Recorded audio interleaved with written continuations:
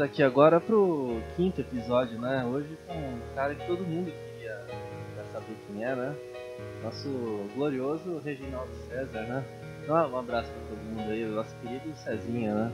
Um abraço a todos e espero que... Tão esperado episódio, né? Tá todo mundo me cobrando. Pô, queria conhecer mais a vida do Cezinha, né? Que é um poço de sabedoria aí que todo mundo já conhece, né?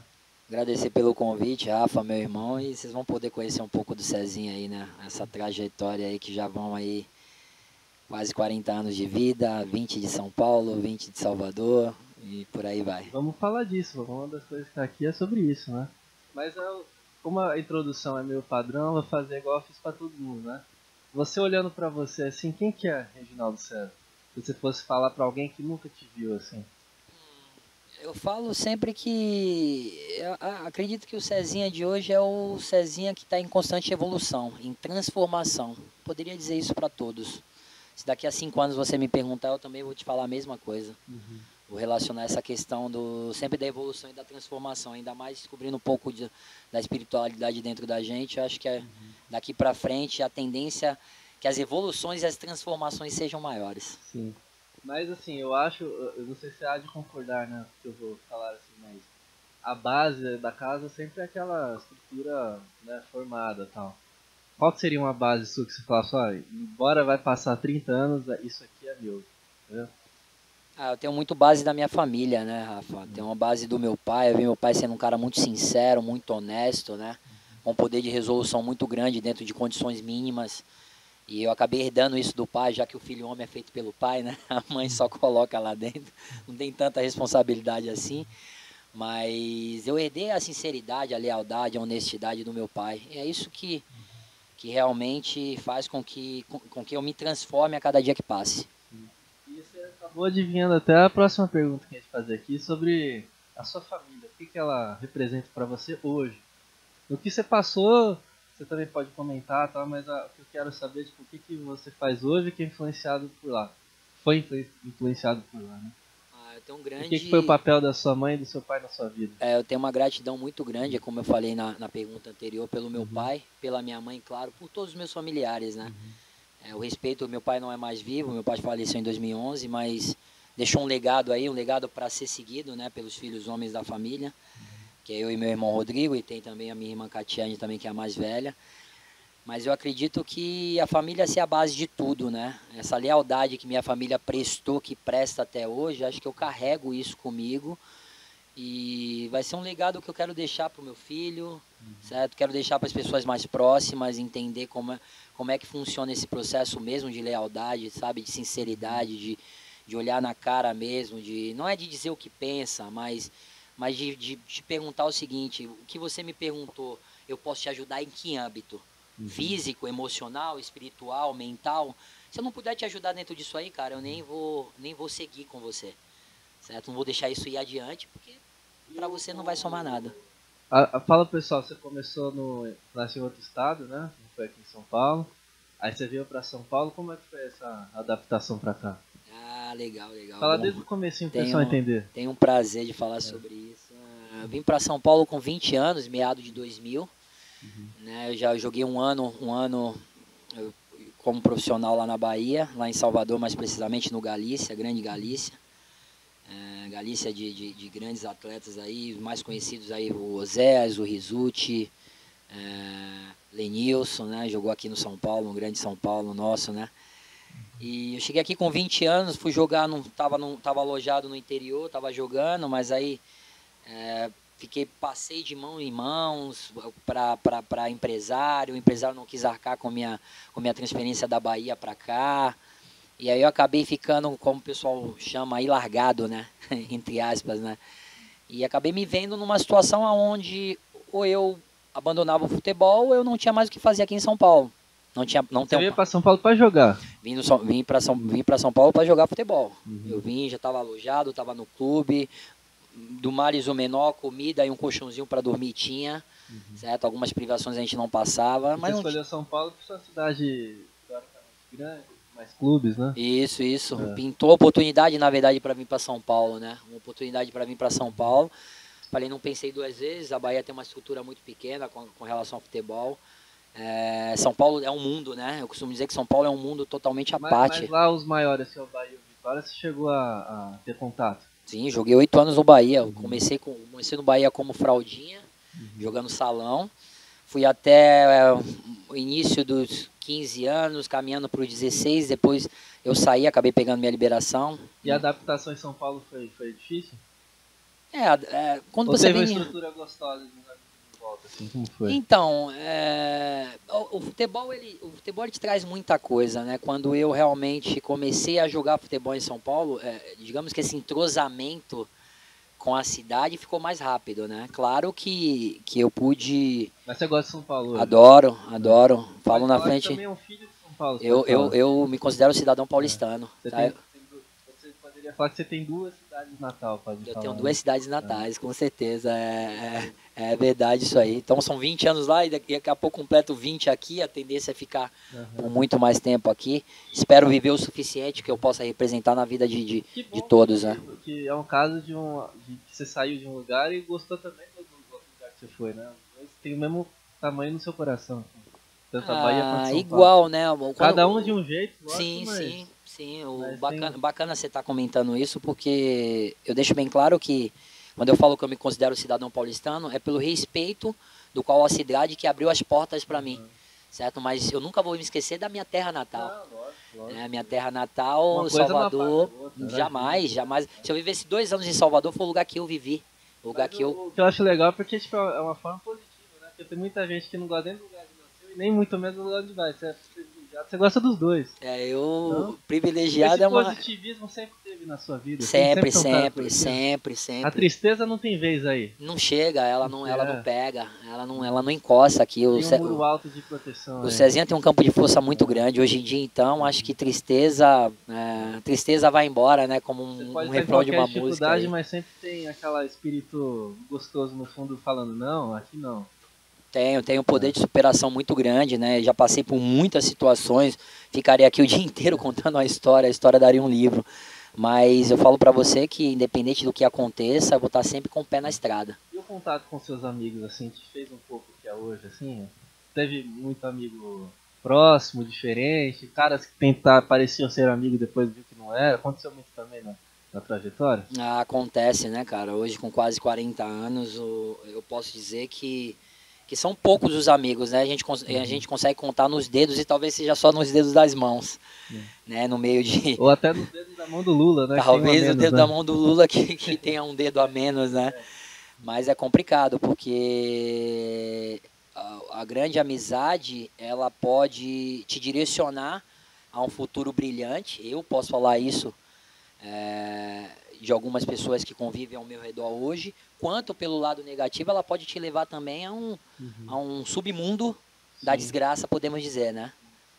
Isso daí dá pra engatar até no que você estava falando que eu ia puxar depois, mas a gente pode puxar agora que você trabalhou muito a parte espiritual sua, né? Você continua trabalhando isso também. Como é esse processo de autoconhecimento do nosso glorioso Cezinho? Assim, então, como você conheceu isso? Eu tive, na verdade, eu venho eu fiz a educação física e terminei em 2013. Eu tive contato com uma mulher chamada Vânia Temporini que ali em 4 meses ali que ela ficou dando aula pra gente no 8º semestre, eu tive uma transferência pra noite, porque o estágio do SESC foi pro dia. E ela abriu os olhos sobre algumas coisas, né? Ela despertou algo, eu acredito que em muito de nós, inclusive eu fui o caso, que fez eu buscar entender o que é que ela estava falando. E aí 3 anos depois eu pude me reencontrar com ela em 2016, e hoje eu estou há 3 anos ali dentro do campo dela, mais ou menos, e eu acredito que esse processo meu espiritual ele tem avançado muito, desde quando eu me reencontrei com ela em 2016. Teve isso desde pequeno já. Você só descobriu como aflorar, né? Mas sempre até como você está falando de sempre estar uma atitude positiva, aquela coisa toda, já é um indício de espiritualidade forte, né? Sim, eu acredito que venha da família, né? Eu não vou colocar aqui religião, isso não se discute, certo? Meu pai era evangélico quando faleceu, minha mãe é evangélica, mas assim, o evangélico ele passa a ser uma crença dentro de todos o contexto, né? Espiritualidade é uma coisa e crença é totalmente diferente. Então, pelo que eu vejo assim, você me corrija se eu estiver errado, mas acho assim que tudo que você engloba aí pode se basear em um tripé, né? A sua base de família, igual você falou, a espiritualidade que você foi conhecendo, e o esporte, que também o esporte também ensina isso, né?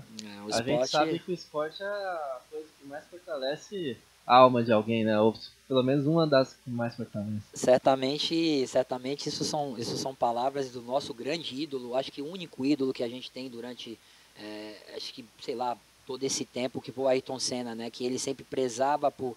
Ele queria montar o Instituto Ayrton Senna por entender que a educação poderia mudar a projeção do país, né? E hoje são 20, acho que acredito que 25 anos, né? Ele faleceu em 94, 25 anos com o Instituto, a Viviane tomando conta, e a gente vê que pela educação você constrói uma linha de sucesso. Por exemplo, é 30, 35, vamos colocar 50%. A espiritualidade tem que estar... O quanto mais eu puder descobrir o meu campo espiritual, é sensacional. É importante falar isso, porque sempre que vem professores de educação física aqui, né, ou pessoas que eu converso, sempre falo para evidenciar isso, porque hoje o mundo está meio complicado, né? E o esporte seria uma ferramenta fundamental para as pessoas terem uma mentalidade mais forte, né? O que você poderia dizer a pessoas que, por exemplo, nossos jovens estão vendo ali, que nunca levantou da cadeira para fazer alguma coisa mais rotineira, né? O que isso poderia ajudar na vida dela, não de corpo, mas tipo de mente, assim, para vencer alguma coisa no trabalho, etc. Assim. Ou até um pouco dessa luz que você está mostrando agora. Certamente são alguns critérios, dentro dessa sua fala existem algumas coisas aí a se abordar. Quando a gente fala do mundo tá difícil hoje, não que ele tenha sido mais fácil antigamente, é que com acesso a algumas coisas você acaba criando possibilidades que talvez você não tinha há 20 anos atrás. Quando eu cheguei aqui, por exemplo, praticamente eu tinha um celular. No meu início, eu vim ter um celular em 99, eu já tinha 19 anos. Hoje, garotos com 8, 9 anos já tem celular.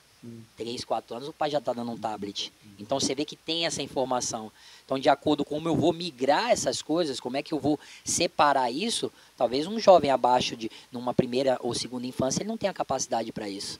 E aí, o que pode acontecer? Pode acontecer exatamente um processo revés do que seria uma linha de educação que talvez os pais possam prestar para o filho, algumas famílias. Você acha que, por exemplo, um mesmo indivíduo que ele cresce envolvido com esporte, um outro indivíduo com as mesmas coisas em volta, só que sem esporte, vão virar pessoas diferentes? Se eu citar de mentalidade. Se eu citar como exemplo o Cezinha, certo? E existem vários Cezinhas aí, pelo menos, né, pessoas que não conseguiram ser vitoriosos no esporte, mas continuaram tocando a vida deles, buscando sempre a projeção futura, sabendo que o que vem fácil vai fácil. Mas certamente o esporte é uma porta muito grande, né? Não cito só o futebol, eu cito todos os esportes. E quando a gente fala esporte, vamos deixar claro que não é só você viver do esporte, é esporte como atividade espiritual. Né? Perfeitamente, Social, perfeitamente. Né? Porque você vê que hoje, o que talvez movimente um jogador de futebol que ganha 100, 200, 500 mil por mês? É o dinheiro, é a vontade de ser grande, é a vontade de tirar a família, às vezes, de situações que seriam precárias. Né? Muitos grandes atletas aí, a gente pode citar o Romário, o Ronaldo, o Ronaldinho Gaúcho, a família não tinha uma condição tão privilegiada assim.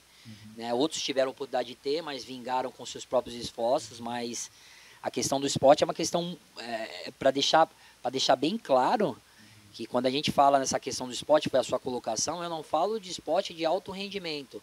Eu falo a prática de esporte te conduzir a você ser uma pessoa perseverante, certo? A ter uma consciência mais, a ter uma situação mais tranquila na vida, certo? De liberar, de poder entender como é que você funciona, certo? É aquela questão do masculino e do feminino que nós temos, certo? Deixa eu falar para você agora, evidenciar essa parte das energias aí, você falou masculino, o que você poderia falar para quem não conhece? Às vezes a pessoa está ouvindo a gente e não sabe o que eles estão falando. Sim, sim. O que poderia falar? Bacana a sua linha de raciocínio, porque a gente não sabe que existe uma energia masculina e uma energia feminina dentro de nós, que é a energia do yin e do yang.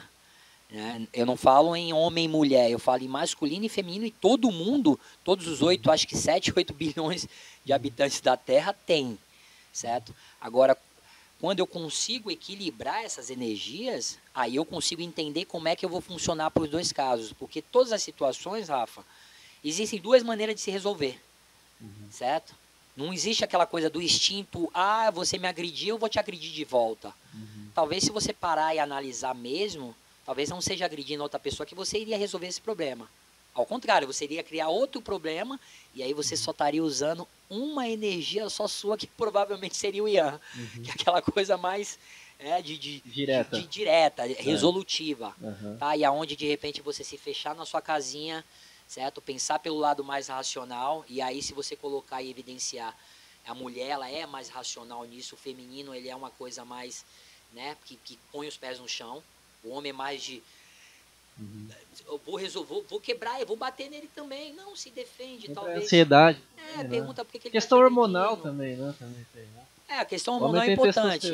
A gente não pode confundir a questão hormonal com a questão espiritual. A questão yin, yang, a questão masculina e feminina, ela está dentro de todo o ser humano. E quanto mais você trabalha a sua espiritualidade, mais você consegue entender esse equilíbrio que precisa existir em qualquer ser humano. A chave é o equilíbrio, como diriam, sabe? A chave é o equilíbrio. O equilíbrio. Eu, em especial, venho buscando isso no dia a dia, para que eu possa representar. E tem conseguido? Tenho Você sentiu uma evolução muito grande. Tenho evoluído bastante. A busca da espiritualidade, ela é constante. Certo? Eu vou deixar bem claro aqui que hoje eu estou mais evoluído do que há 3 anos atrás, mas daqui a 3 anos, se você voltar a fazer um trabalho desse comigo, você vai ver que eu vou estar, que realmente eu vou estar num nível espiritual maior. Claro, isso se você buscar. Certo? Eu não posso simplesmente falar o que eu tenho de espiritualidade está ótimo. Não. Aí você joga para baixo de novo, você recai. E para quem não sabe, o nosso glorioso Cezinha, ele é pós-graduado, física, fez pós-graduação em envelhecimento, né? Humano, trabalha com esporte há muito tempo, mas pode ver que quem está falando de trabalho aqui nem está citando parte estética de fisicamente nem nada. O seu trabalho está englobando também essas coisas espirituais. Hoje sim. Hoje não tem como. Hoje eu tô afastado de academias. Trabalhei muito tempo em academia e graças a Deus consegui colocar algumas coisas de especial para algumas pessoas. Essas pessoas me requisitaram com trabalhos personalizados e hoje eu cuido um pouco dessa digamos que dessa saúde no geral, né? Estética, para mim essa palavra de estética não existe, né? O que é bonito para você pode não ser para mim. É algo superficial, né? Eu não posso mostrar por fora que de repente eu tô bonito por fora. É uma consequência de algo que você às vezes nem tem dentro, né? Eu falo que se eu for mesmo falar de estética mesmo, para falar de estética eu tenho que englobar as quatro emoções, né? Os 4 campos, né? O campo físico, o campo emocional, o campo mental e espiritual. E o que eu vejo muita gente contatando a gente, falando, não, porque eu queria auxílio de vocês aí, porque eu quero mudar o meu corpo para ficar de tal jeito. Eu acho que às vezes a pessoa tá querendo chegar no final sem saber o que é o meio nem o começo, né? Você também tem essa impressão? Hoje em dia, então, acho que não é só uma impressão, né? Acho que é uma verdade, né? A verdade é que no geral, vocês, pelo amor de Deus, não me levam a mal, nós estamos passamos por um processo planetário muito grande, né? Esse processo aconteceu em 2012, certo? E ele leva pelo menos 10 anos para isso causar um alerta nas pessoas. Então, nós estamos em projeção, estamos há 7 anos dessa mudança planetária, certo? Onde esses processos individuais praticamente eles vão ser fulminados da face da Terra, certo? O que vai daqui para frente, o processo daqui para frente, por exemplo, o ano que vem é um ano de regência de compartilhar, certo? O individual está cada vez mais saindo de cena. Por exemplo, eu não tenho vontade de montar a minha empresa, mas se eu monto uma empresa, certamente eu teria sócios, né? Ou no mínimo um sócio, para que eu possa, através desse sócio, poder fazer, pegar ideias do qual eu consiga projetar algo para ser muito grande lá na frente, certo? Então a gente não pode, esse processo de compartilhar é muito importante, cara, que as pessoas consigam entender isso, que não vai existir ninguém na face dessa terra que não precise de alguém. Você precisa de alguém para fazer tudo, certo? Em qualquer momento da sua vida, inclusive quando você vai ficando mais velho, né? E talvez as pessoas estão procurando saúde e elas não entendam o que realmente é ter saúde. E essa parte, às vezes, de querer mudar o corpo também passa nos 4 temperamentos, né? Que você tem trabalhado sobre isso também. Existem perfis psicológicos, existem perfis comportamentais. Né? Quando a gente fala em perfil comportamental, a gente fala de algumas palavras aí que para vocês vão ser novas, né? Colérico, fleumático, sanguíneo, melancólico. Para vocês terem ideia, perfis psicológicos eles são determinados já na barriga da sua mãe, durante as suas 36, 37, 38 semanas de vida, certo? Que a gente considera ali 9 meses.